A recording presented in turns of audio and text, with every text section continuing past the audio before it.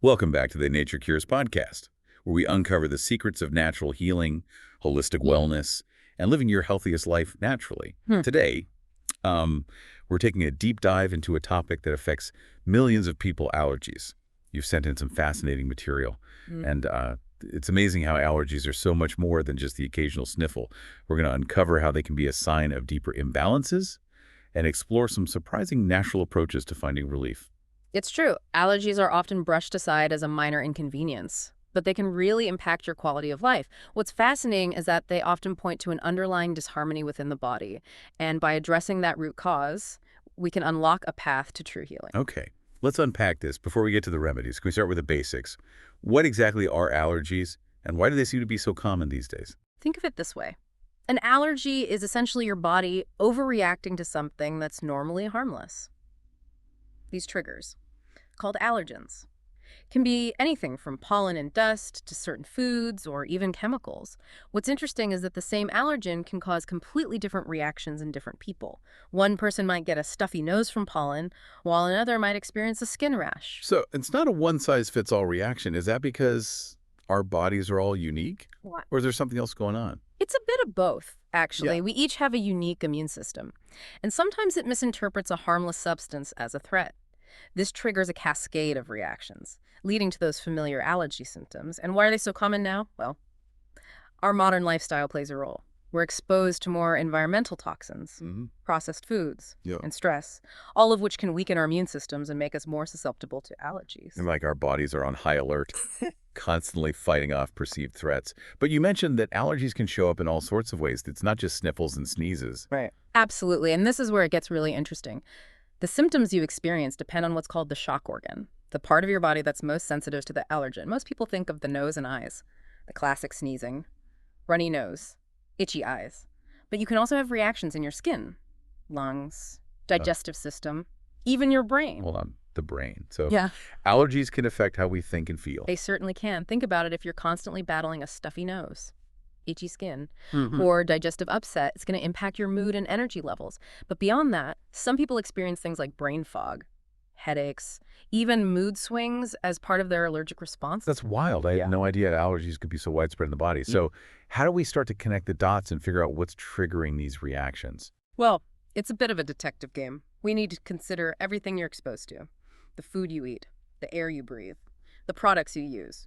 But before we jump into specific culprits, I think it's important to understand that allergies are often a symptom of deeper imbalances within the body.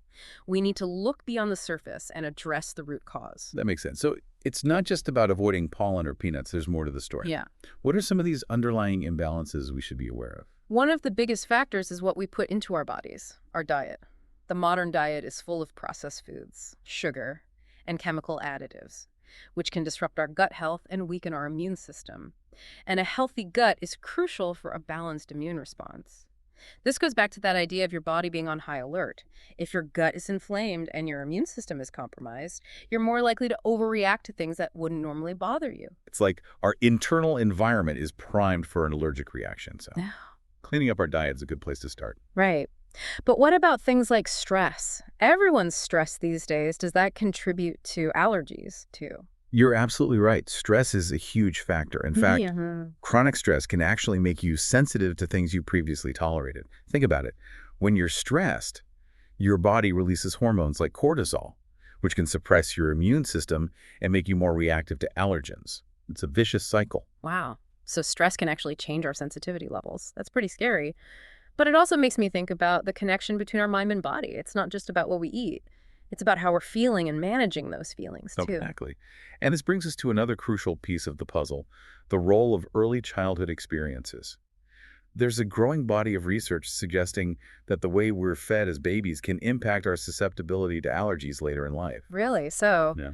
what we eat as infants can have long-term consequences. Tell me more about that. Well, some experts believe that introducing certain foods too early, like cereals or cow's milk, before the baby's digestive system is fully developed, can trigger sensitivities and set the stage for allergies down the road.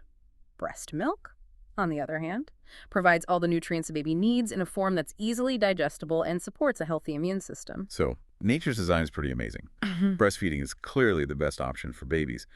But for those of us who are well past infancy, how do we start to address these underlying imbalances and build a more resilient immune system? That's where the exciting world of natural remedies comes in. There are so many powerful tools at our disposal to identify triggers, support gut health, reduce stress, and strengthen our body's natural defenses. Okay, I'm ready to dive into those remedies. But first, how do we figure out what's causing our allergies in the first place? It seems like there's so many possibilities. That's where things get a little tricky. Pinpointing the culprit can be a challenge, and it often involves a bit of trial and error, but I assure you, it's possible. There are some clever techniques we can use to uncover those hidden triggers and start reclaiming your health. All right, tell me everything. I'm ready to become an allergy detective. Great. Let's start by exploring one of the most effective methods, the elimination diet. It's a simple concept, but it can be incredibly revealing. We'll talk about how it works and why it's so powerful in uncovering those sneaky food sensitivities that might be driving your allergies. Perfect. I'm all ears. Let's crack this allergy code. So you're ready to become an allergy detective. The elimination diet is a fantastic tool for this. It's all about systematically removing suspect foods from your diet for a period of time, and then carefully reintroducing them one by one, observing your body's reactions along the way. It sounds a bit like a science experiment in the kitchen. What kinds of foods do we typically eliminate? Yeah. And for how long? You're right, it does involve a bit of culinary experimentation. The most common culprits we target are gluten, dairy, soy, eggs, nuts, and nightshades. Yeah. Things like tomatoes, peppers, and potatoes. These are known to be common triggers for many people. We usually eliminate them for at least 2-3 weeks to give your body a chance to reset and calm down any inflammation. Okay. Starting to see how this works. We give the body a break from potential irritants and then see how it responds when they're reintroduced. It's like pressing the reset button on our immune system. That's a great way to put it. And during this elimination phase, it's important to focus on nourishing your body with whole, unprocessed foods. Think lots of fresh fruits and vegetables, lean protein, healthy fats, and whole grains like quinoa and brown rice. Tell me. Well, while we're taking some things out, we're also adding in a ton of good stuff. But I have to ask, eliminating all those foods sounds pretty restrictive. How do people stick with it? It can definitely feel challenging at first, especially if you're used to a certain way of eating. But I assure you, it's not as daunting as it seems. There are so many delicious and satisfying recipes out there that work within these guidelines. And once you start to feel the benefits, more energy, clear skin, less bloating, and of course, fewer allergy symptoms. Right. It becomes much easier to stay motivated. It's amazing how our bodies respond when we give them what they need, isn't it? But let's say you've done the elimination diet. You've identified some trigger foods, and you're feeling better. Is that it? Or are there other steps we can take to further reduce our sensitivity and build long-term resilience? That's a great question. And the answer is yes. Avoiding triggers is a crucial first step. But we want to go beyond just managing symptoms. We want to get to the root cause and support your body's ability to heal itself. And this is where we can really dive into the fascinating world of natural healing. Okay, I'm ready to dive in. Tell me everything. Yeah. What are some of these natural approaches that can help us address those deeper imbalances and build a more resilient immune system? One powerful tool we have is supporting gut health. Remember, a healthy gut is crucial for a balanced immune response. Probiotics, for example, are beneficial bacteria that can help restore the balance of good bacteria in your gut, reducing inflammation and supporting your immune system. Fermented foods like sauerkraut, kimchi, and yogurt are also excellent sources of probiotics. So we're essentially feeding the good guys in our gut. I've heard a lot about the importance of gut health, but I never really connected it to allergies. It's a crucial connection. When your gut is healthy, your immune system is better equipped to differentiate between friend and foe. And this can help reduce the likelihood of overreacting to harmless substances. That makes so much sense. Are there other ways we can support gut health beyond probiotics? Absolutely. Bone broth is a fantastic source of collagen and amino acids, which can help heal and seal the lining of your gut. And fiber is crucial for feeding those beneficial bacteria and keeping things moving smoothly. So, a varied diet rich in whole foods is key. But what about things like stress management? We talked about how chronic stress can exacerbate allergies. Are there any natural approaches that can help us calm down and build resilience? This is where we can tap into the mind-body connection. Practices like meditation, yoga, and deep breathing exercises can be incredibly powerful for reducing stress and calming the nervous system. These are all things I've heard of. But I have to admit, I sometimes struggle to stick with them. Do you have any tips for making these practices a part of our daily routine? I completely understand. It's all about finding what works for you and making it enjoyable. Start small. Even just a few minutes of deep breathing each day can make a difference. And remember, consistency is key over time. These practices can become like second nature, and the benefits will compound. It's about creating new habits that support our well-being. And what about supplements? Are there any specific nutrients that are particularly helpful for allergies? We mentioned vitamin B5 earlier, which is essential for adrenal gland function. And vitamin C is a powerful antioxidant that can help reduce inflammation and histamine release. So, we're bolstering our defenses from the inside out. And I know we talked about castor oil as a potential remedy. Is there anything else you've come across in your research that surprised you? There are always new discoveries in the world of natural healing. One that I find particularly fascinating is the use of local honey. Local honey. I've heard that can be good for seasonal allergies. But how does it work? It's based on the principle of cures like. Local honey contains small amounts of pollen from the area where it's produced. By consuming it regularly, you're essentially exposing your body to tiny doses of the allergen, helping it build up tolerance over time. It's like a natural form of immunotherapy. That's pretty cool. Whoa. But allergies aren't just about pollen. What about things like food sensitivities? Are there any natural remedies that can help with those? Absolutely. Digestive enzymes, for example, can be incredibly helpful. They help break down food more efficiently, reducing the likelihood of undigested particles triggering an immune response.